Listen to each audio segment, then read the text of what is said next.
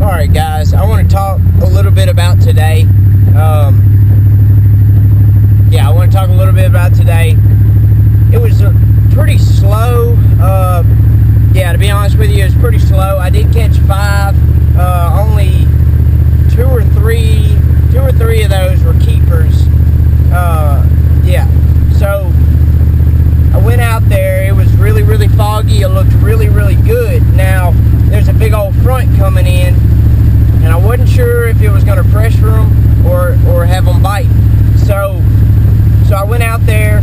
I tied on a swim bait, I tied on a beaver bait, and I tied on a weightless fluke. And I usually start out with the weightless fluke because they're usually running bait fish, and you can't go wrong with a weightless fluke.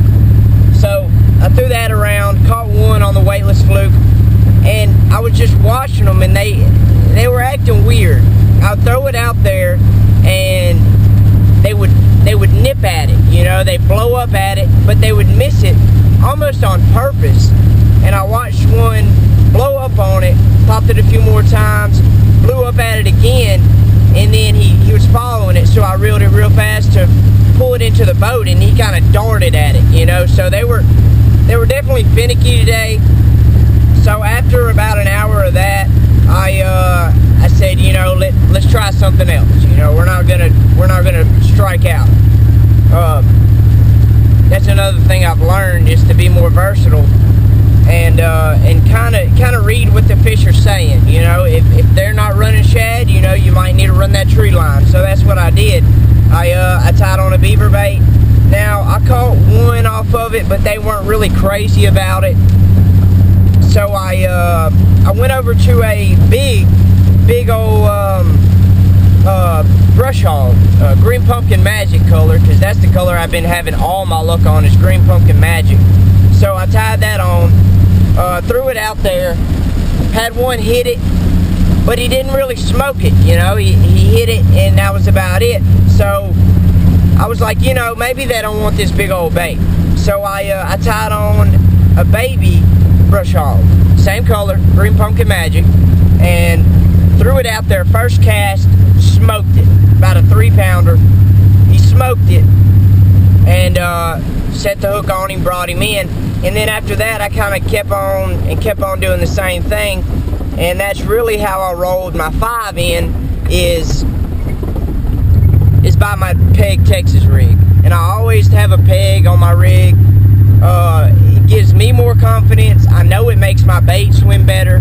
And yeah, so I went out right before I was leaving because the storm was brewing, and I went and threw that weightless fluke one more time, and I caught one dink on it, but I seen some big ones active out there, but they weren't schooling. I was really hoping to run up on a school, but they weren't doing it today. So yeah, that's kind of how my day went. I caught 3 of my 5 fish on the green pumpkin magic baby brush hog. So my dad always threw baby brush hogs, lizards, all that. I never really got into the baby brush hog deal, but it's really good. I gained a lot of confidence in it today, and I love when I do that, because you don't want to be so narrow-minded. Like me, I used to be really, really narrow-minded. If my buddy's over here tearing them up on a spinnerbait, I just ain't gonna throw that spinnerbait. Well, now, since I got my own boat and I've kind of been fishing more and more, I've realized to read what the fish tell you. And with that being said, if you see shad jumping out of the water, you're looking around, you see shad, jumping out of the water, that means they're running bait fish, and you might want to tie something that resembles a bait fish on, whether it be a swim bait or a, weightless fluke, or, anything like that, or spinnerbait, things like that do good. And when they're not running shad, I usually stick straight to the trees. I'm not a deep water kind of guy. Now, the spot I was fishing at, Caddo Lake, has some deep water. Those pads I was fishing was, they were about 7 foot deep. And them big old bass like to get in there, and I thought it was amazing how many bass were packed in there. And half that bin packed in there. That's where me and my buddy ran up on that school and just limited it out, limit after limit. So, one more thing I wanted to say was, guys, always practice catch and release. You know, this ain't the 1800s, this ain't the 1800s, we ain't fishing for food no more. Bass fishing is a sport. Every time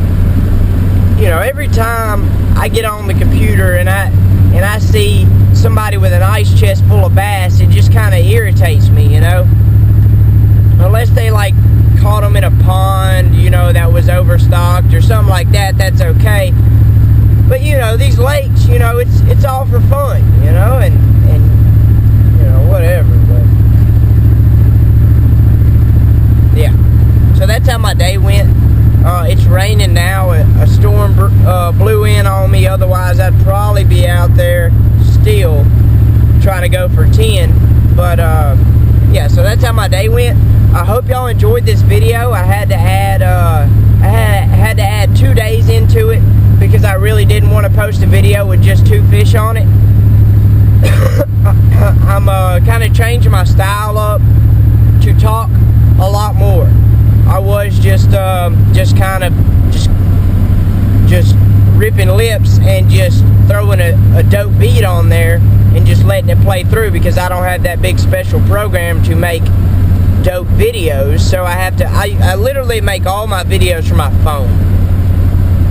Some of you might be astonished by that, but it works really good for me. I got bills to pay. I got a brand new kid. He's 2 years old, so I don't have the money for all that stuff. So I do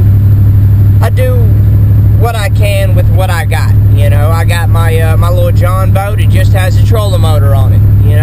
And these guys out here in these big bass boats. There was a guy that had a wrap on his bass boat. It looks super good. And they only caught 3, and I usually go out there and I'll get with them because I only got a trolling motor, so I pick everything apart. I know that there are fish there. You don't make 1 or 2 casts to a spot and be like, oh, he's not there. You pick it apart. You fish the front of the tree, you fish the side of the tree, the other side, and the back. And what I'll usually do, if I get a hard hit, throw it back there and don't get a hit again, that fish probably ran around to the other side of the tree, and that's how I usually stick them. If they hit it on one side and they ain't there the second cast and they didn't get the hook, if they get the hook, they'll usually won't come back and get it. But yeah, I'll fish the whole tree. So it should take you, if you're really trying to pick it apart and catch these fish, it should take you 4 casts per tree. You know what I mean? At least 4 casts per tree. So you're going to spend a little bit of time, and it's not even really that much time because you're just flipping, You just flip in there, jig it. It probably sits in the water a full amount of 10, 15 seconds, and 15 is pushing it.